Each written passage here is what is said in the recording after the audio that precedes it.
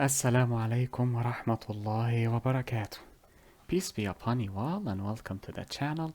In this video we will discuss the different areas within memory, or rather within the memory of the computer allocated for the JVM, or the execution of the program, or the threads of the program, however you wish to view them. But before we begin, بسم الله الرحمن الرحيم الحمد لله رب العالمين والصلاة والسلام على أشرف الأنبياء والمرسلين سيدنا محمد وعلى آله وصحبه ومن تبعهم بإحسان إلى يوم الدين وارض اللهم عنا معهم أجمعين اللهم آمين. اللهم صل على محمد وعلى آل محمد كما صليت على إبراهيم وعلى آل إبراهيم وبارك على محمد وعلى آل محمد كما باركت على إبراهيم وعلى آل إبراهيم في العالمين إنك حميد مجيد. We begin in the name of Allah, the most merciful in this life and in the hereafter. We thank Him for all of His blessings that He has bestowed upon us, for they are innumerable. And we pray that we follow in the footsteps of Prophet Muhammad, peace be upon him, and his fellow companions. Amen. We also ask for prayers and blessings to be bestowed upon Prophet Muhammad, peace be upon him, and his family, as they were bestowed upon Prophet Ibrahim, peace be upon him, and his family. Now, the class loader subsystem, or the class loaders, would load different portions of the code into different areas within memory. Everything is loaded onto the RAM, of course, the random access memory of the computer, but the JVM contains or creates different spaces within memory, within that memory, in which different portions of the code, or different instructions, or different blocks of the code are allocated. Depending on its nature, it will be designated to a particular area. So what are the different areas that are present within memory? Let us see. We have 4 areas. 3 of them will be related to code. The 4th one is related to assembly language, so we will not discuss it too much, but we will discuss it for the sake of comprehension. The first one we have, and we used it quite often in the past, is the stack. And we will discuss why it is called the stack, and what happens in the stack, how are objects, or sorry, how is information stored in the stack, as well as the different compartments within the stack for different portions of the information stored within it.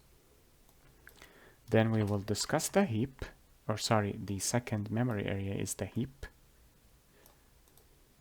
And we will also discuss why it is called the heap, mainly because it is a gigantic mess.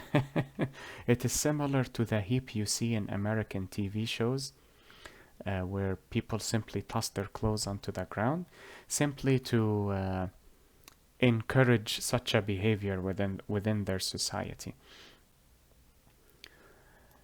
Then we have what is known as the meta space, also known as the non-heap memory.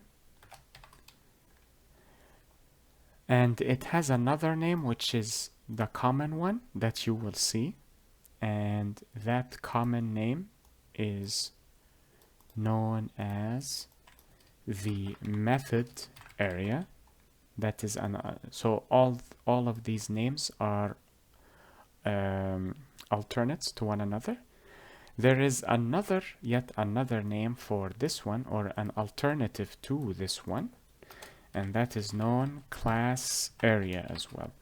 But most likely you will see method area That is the common name you will see. However, if you do not see it and you see these other names, then you know that they all refer to the same space. And lastly, we have what is known as the program counter or PC register. And as we discussed before, a register is nothing more than temporary memory, but there is no need to discuss it further because it is related to the architecture of the processor, which is beyond the scope of this tutorial or this playlist. This is the portion related to assembly language. So its lecture will be extremely short, bi'idhnillah and God willing. This is related to the reflective API that we discussed, which is why I wanted to discuss the reflective API before covering this. This is related to reference data types or reference variables or objects or instances that we discussed before, and anything related to methods or primitive data types are stored here.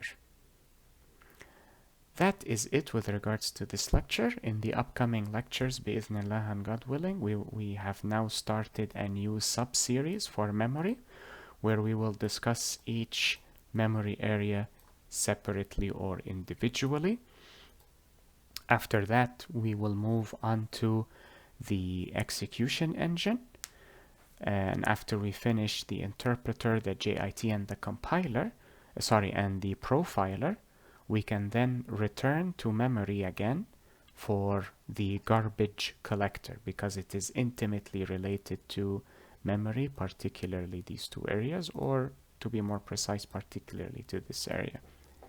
And after that, we will finish the tutorial with the native method stack, the native method library, and the Java native interface. I hope this lecture was helpful and beneficial to you all. Enjoy the rest of your day, everyone. Be safe, take care, and peace be upon you all. والسلام عليكم ورحمة الله وبركاته. اللهم صل على محمد وعلى آل محمد كما صليت على إبراهيم وعلى آل إبراهيم وبارك على محمد وعلى آل محمد كما باركت على إبراهيم وعلى آل إبراهيم في العالمين إنك حميد مجيد.